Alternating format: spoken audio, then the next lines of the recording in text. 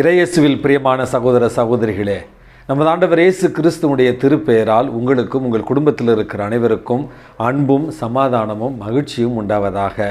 அன்புமிக்கவர்களே, தாயாம் திரு அவை இன்றைக்கு நமது ஆண்டவர் இயேசு கிறிஸ்துவனுடைய திருமுழுக்கு பெருவிழாவை கொண்டாடி கொண்டிருக்கிறது. நேற்று தான் நமது ஆண்டவருடைய திருக்காட்சி பெருவிழாவை கொண்டாடினோம்.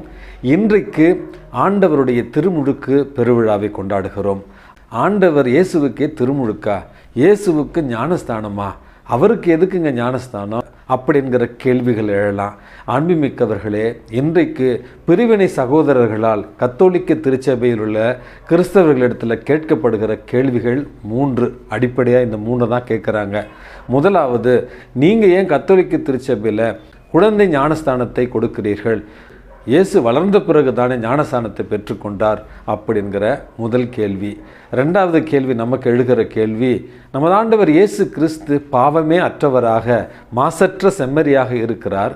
அவர் எதற்கு பாவிகளுக்கு கொடுக்கப்பட்ட திருமுழுக்கு பெற்றார் அப்படி என்கிற 2வது ஒரு அடிப்படையான ஒரு கேள்வி. 3வது ஒரு அடிப்படையான ஒரு கேள்வி, இன்றைக்கு பிரிவினை சகோதரர்கள் கத்தோலிக்க திருச்சபையில் இருக்கிற வீடுகளுக்கு வந்து, நீங்கள் முழுக்க ஞானஸ்தானம் பெற்றுவிட்டீர்களா? ஆவியால் ஞானஸ்தானத்தை பெற்றுவிட்டீர்களா? நீங்கள் மீட்பு அடைந்து விட்டீர்களா? அப்படி என்று லூக்கா நற்செய்தியில் நமது ஆண்டவர் இயேசு கிறிஸ்து தூய ஆவியால் உங்களுக்கு ஞானஸ்தானத்தை கொடுப்பார் என்று கொடுத்திருக்கிறதே. அப்படி என்றால் இன்னும் ஒரு ஞானஸ்தானத்தை நம்ம பெற வேண்டி இருக்கிறதா? அப்படி என்கிற அடிப்படையான ஒரு கேள்வி இன்றைக்கு கத்தோலிக்க கிறிஸ்தவர்களுக்கு எல்லாத்துக்குமே வருகிறது. இந்த 3 கேள்விகளுக்கு முதலில் விடையளித்து பிறகு மறைவுரைக்கு செல்ல விரும்புகிறேன். அன்புமிக்கவர்களே, கத்தோலிக்க திருச்சபையினுடைய பாரம்பரியத்தின்படி குழந்தைகளுக்கு திருமுழுக்கு கொடுப்பதற்கான காரணம், அது ஒரு புதுமுக அருட்சாதனம் என்று நம்ம அழைக்கின்றோம். நம்முடைய பிறப்பு நிலை பாவம், தொடக்க நிலை பாவம், ஜென்ம பாவத்தை முற்றிலுமாக கழுவுவதற்காகத்தான் நாம் குழந்தைகளுக்கு அந்த அருட்சாதனத்தை வழங்குகிறோம். அப்படி என்றால் பிறப்பு நிலை பாவங்கள் கழுவ பெற்று ஒரு குழந்தை புதிய உறுப்பினராக திரு அவைக்குள் கத்தோலிக்க திருச்சபைக்குள் நுழைகிற அந்த புதுமுக அடையாளத்தை தான் நம்ம கத்தோலிக்க திருச்சபையில் குழந்தைகளுக்கு ஞானஸ்தானம் மூலமாக கொடுத்து குழந்தைகளை திருச்சபைக்குள்ள நம்ம உறுப்பினராக்குறோம். அதுதான் கத்தோலிக்க திருச்சபை 2000 ஆண்டுகளாக இதை நமக்கு வலியுறுத்துகிறது. 2வது கேள்வி, நமது ஆண்டவர் இயேசு கிறிஸ்து பாவமற்றவர், மாசு மறுவற்றவர், உண்மையான செம்மறி, அவருக்கு எதற்கு திருமுழுக்கு? பாவிகளுக்கு கொடுக்கப்பட்ட திருமுழுக்கு என்கிற கேள்விக்கான பதில், நமது ஆண்டவர் இயேசு கிறிஸ்து மாசு மறுவற்றவர், உண்மையான செம்மறி, தூய்மையான செம்மறி, பாவமே இல்லாமல் அன்னை மரியாளிடத்தில் குழந்தையாக பிறந்தவர். அவர் இந்த திருமுழுக்கில் பங்கேற்பதற்கான ஒரு முக்கியமான காரணம், மனிதர்களாகிய நம்மோடு அவர் தன்னை ஐக்கியப்படுத்திக் கொள்வதற்காகத்தான். இம்மானுவேல் என்று சொல்லப்படுகிற நமது ஆண்டவர் இயேசு கிறிஸ்து நம்மோடும் பாவிகளோடும் தன்னை ஐக்கியப்படுத்துவதற்கான காரணம், வானி நின்று இறங்கி வந்த வாழ்வதரும் உணவு நானே அப்படி என்று சொல்லி இந்த மண்ணுலகத்தில் பாவிகளாகி இருக்கிற நாம் மீட்பு பெறும் பொருட்டு நம்மோடு தன்னையே ஐக்கியப்படுத்தி கொண்டு, உங்களுக்காக என்னுடைய உயிரை கூட கொடுக்க தயாராக இருக்கிறேன் என்று நம்மீது அன்பு செலுத்துகிற, நம்மோடு தம்மையே ஐக்கியப்படுத்திக் கொள்கிற ஒரு செயலாகத்தான் நமது ஆண்டவர் இயேசு கிறிஸ்து திருமுழுக்கு பெற்றதை நாம் புரிந்து கொள்ள முடியும். 3வது, லூக்கா நற்செய்தியில் கொடுக்கப்பட்டிருப்பது போல தூய ஆவியினால் இன்னொரு திருமுழுக்கு நாம் பெற வேண்டுமா? நாம் ரட்சிக்கப்பட வேண்டுமா? முழுக்கு ஞானஸ்தானத்தை இன்னொரு முறை நாம் பெற்றுக்கொள்ள வேண்டுமா? அப்படி என்கிற கேள்விக்கான பதில், குழந்தைகளாக நாம் இருந்த பொழுது நாம் பெற்ற திருமுழுக்கில் தூய ஆவியினுடைய கொடைகளையும் கனிகளையும் நம்ம அனைவருமே முழுவதுமாக பெறுகிறோம். அதற்கு பிறகு கொஞ்சம் வளர்ந்த பிறகு உறுதி பூசுதலின் வழியாக மறுபடியும் தூய ஆவியினுடைய கொடைகளும் கனிகளும் நமக்கு நிரம்ப கிடைக்கின்றன. அப்படி என்றால் இன்னும் ஒரு முறை தூய ஆவியினால் நாம் திருமுழுக்கு பெற வேண்டிய அவசியம் இல்லை. கத்தோலிக்க திருச்சபையில் திருமுழுக்கு பெற்றவர்கள் மற்றும் உறுதி பூசுதலை பெற்றவர்கள் மற்றுமொரு ரட்சிப்பை தேட வேண்டிய அவசியமில்லை, மற்றுமொரு முழுக்கு ஞானஸ்தானத்தை தேடி செல்ல வேண்டிய அவசியமில்லை. ஏனென்றால் உறுதி பூசுதலின் வாயிலாகவும் நம்முடைய திருமுழுக்கின் வாயிலாகவும் தூய ஆவி நம்மில் உறுதி செய்யப்பட்டிருக்கிறார்.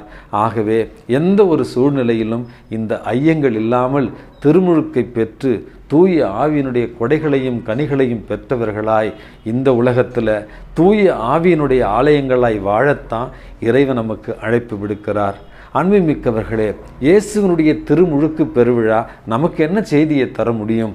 அதாவது ஒரு பெந்தகோஸ்தே சபையில் இப்போல்லாம் முழுக்கு ஞானஸ்தானம் அல்லது ரட்சிப்பு என்று பேசி பலருக்கு ஞானஸ்தானத்தை ஒரு சடங்காக செய்து கொண்டிருக்கிறார்கள். ஒரு கணவன் எப்பொழுதுமே குடிச்சிட்டு தகராறு பண்ணுற ஒரு கணவன், அந்த கணவனுக்கு ரட்சிப்பை கொடுத்து விட வேண்டும் என்று அவருடைய மனைவி ஒரு பாஸ்டர் இடத்துல கொண்டு போய், ஐயா இவர் ரொம்ப குடிக்கிறாரு, இவரை நீங்கள் திருத்தணும் அப்படின்னு சொன்ன உடனேயே பாஸ்டர் சொன்னாராம், இவருக்கு நம்ம முழுக்கு ஞானஸ்தானம் கொடுத்தா இவர் முற்றிலுமாக மாறிவிடுவார் அப்படின்னு சொல்லி நபரை அழைத்து கொண்டு போய் தண்ணீரில் மூழ்க வச்சு திரும்ப அவரை வெளியில் எடுத்து, அன்பரே இது நாள் வரையில் உங்களுடைய பெயர் குமார், இனிமேல் உங்கள் பெயர் குமார் அல்ல, திருமுழுக்கு பெற்றுவிட்டீர்கள், உங்களுடைய பெயர் ஜேம்ஸ். ஆகவே இனிமேல் நீங்கள் குடிக்கக்கூடாது, ஏனென்றால் நீங்கள் இந்த முழுக்கு ஞானஸ்தானத்தில் புதிய மனிதராக உருவெடுத்திருக்கிறீர்கள் அப்படின்னு சொல்லி அவரை வீட்டுக்கு அனுப்பி வைத்தாராம். இது என்ன நடந்தது என்றே புரியாத அந்த கணவன் வீட்டிற்கு வந்த உடனேயே தான் ஒளித்து வைத்திருந்த ஒரு பிராந்தி பாட்டிலை எடுத்து அதை தண்ணியில் மூழ்கி மறுபடியும் எடுத்து, பிராந்தியாக இருந்த நீ இனிமேல் ஆப்பிள் ஜூஸாக மாறிவிட்டாய் அப்படின்னு குடிக்க ஆரம்பித்தானா. அன்புமிக்கவர்களே, நகைச்சுவாகத்தான் இதை சொல்லுகிறேன். அந்த திருமுழுக்கை எந்த அளவிலும் குறைவுபடுவதற்காக இல்லை. ஏனென்றால் இது ஒரு சடங்காக மாறிப்போன ஒரு காரணத்தினால் எதற்காக ஞானஸ்தானத்தை பெறுகிறோம், எதற்காக திருமுழுக்கை பெறுகிறோம், திருமுழுக்கில் நமக்கு கிடைத்திருக்கிற ஆசீர்வாதங்கள் என்ன என்பதை தெரியாமலேயே நம்முடைய வாழ்வு இத்தனை நாள் ஓடிக்கொண்டிருக்கிறது. அன்புமிக்கவர்களே, திருமுழுக்கில் நமது ஆண்டவர் இயேசு கிறிஸ்து தந்தையினுடைய குரலை கேட்கிறார். இவரே என் அன்பார்ந்த மகன், இவரிடத்தில் நான் பூரிப்படைகிறேன் அப்படின்னு அந்த தந்தையினுடைய குரலை கேட்டது தான் லூக்கா நற்செய்தியினுடைய மைய கருத்தாக நான் பார்க்கிறேன். அந்த தந்தையினுடைய குரல் கேட்பதற்கு முன்பாக நமது ஆண்டவர் முதலில் திருமுழுக்கை பெறுகிறார், அதற்கு பிறகு இறைவேண்டல் செய்கிறார், மூன்றாவது தான் தூய ஆவியினால் முற்றிலுமாக நிரப்பப்படுகிறார், அதற்கு பிறகுதான் தந்தையினுடைய குரல் கேட்கிறது. ஆகவே திருமுழுக்கு பெறுதல், இறைவேண்டல் செய்தல், தூய ஆவியினால் நிரப்பப்படுதல், இவை மூன்றும் நடந்திருக்கிற அந்த நிலையில தான் தந்தையாகிய இறைவனுடைய அந்த குரல், இவரே என் அன்பார்ந்த மகன், இவரில் நான் பூரிப்படைகிறேன் என்கிற வார்த்தைகள். இந்த வார்த்தைகளை கேட்ட பிறகு நமது ஆண்டவர் இயேசு கிறிஸ்து தூய ஆவியினால் சோதிக்கப்படுவதற்காக செல்லுகிறார். அதற்கு பிறகு கலிலேயாவிற்கு சென்று தன்னுடைய பணிவாழ்வை தொடங்குகிறார். மூன்றாவதாக அங்கே ஜெபக்கூடத்திற்கு சென்று லூக்கா நற்செய்தியில் 4வது அதிகாரத்தில் கொடுக்கப்பட்டிருக்கிற ஆண்டவரின் ஆவி என்மேல் உள்ளது அப்படி என்று இறைவன் தன்னை அருட்பொழிவு செய்ததையும், அவர் ஏழைகளுக்கு நற்செய்தியை அறிவிக்கவும், சிறைப்பட்டோருக்கு விடுதலையை அறிவிக்கவும், ஆண்டவரின் அருள் தரும் ஆண்டினை அறிவிக்கவும் என்னை அனுப்பி உள்ளார், என்னை அபிஷேகம் செய்து உள்ளார், என்னை அர்ச்சித்து உள்ளார் அப்படி என்கிற தனது வாழ்வினுடைய நோக்கம், தன்னுடைய வாழ்வினுடைய இலக்கை இந்த இடத்துல தெளிவுபடுத்துகிறார்.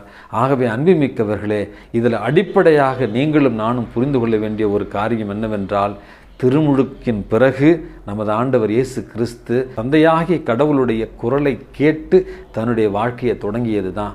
அன்புமிக்கவர்களே, இன்றைய மன்னாவினுடைய செய்தியை கேட்டுக்கொண்டிருக்கிற உங்களுக்கும் எனக்கும் இறைவன் கொடுக்கிற அழைப்பு, திருமுழுக்கின் வாயிலாக, உறுதி பூசுதலின் வாயிலாக தூய ஆவியை பெற்றுக்கொண்ட நாம் தூய ஆவியினுடைய ஆலயங்களாக இருக்கிறோமா? அல்லது இன்றைக்கு அந்த பாஸ்டர் அதிசயம் செய்கிறாராம், இந்த பாஸ்டர் அதிசயம் செய்கிறாராம் அப்படி என்று நற்செய்தி கூட்டங்கள் அல்லது பரவச கூட்டங்களுக்கு ஓடிக்கொண்டிருக்கிற கூட்டமாக இருக்கிறோமா?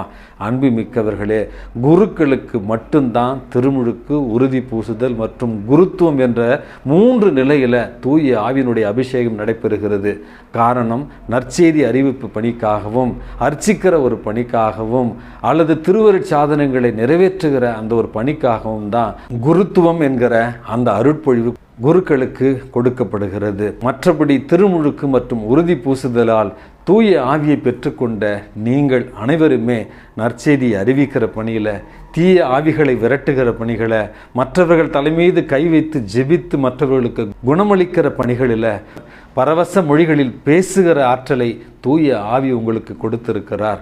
ஆகவே ஆச்சரியங்களையும் அற்புதங்களையும் மற்ற திருச்சபைகளில் தேடி அலைவதை விட கத்தோலிக்க திருச்சபையில் திருமுழுக்கின் வழியாய், உறுதி பூசுதலின் வழியாய் இறைவன் உங்களை அர்ச்சித்திருக்கிறார். திருமுழுக்கின் வழியாய் உங்களை அவருடைய ஆலயமாக தேர்ந்தெடுத்திருக்கிறார்.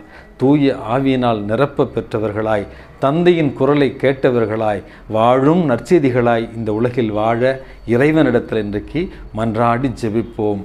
எல்லாம் வல்ல இறைவன் தந்தை, மகன், தூய ஆவி உங்களையும் உங்கள் குடும்பத்தில் இருக்கிற அனைவரையும் நிறைவாக ஆசீர்வதித்து பாதுகாத்து வழி நடத்துவாராக. ஆமேன்.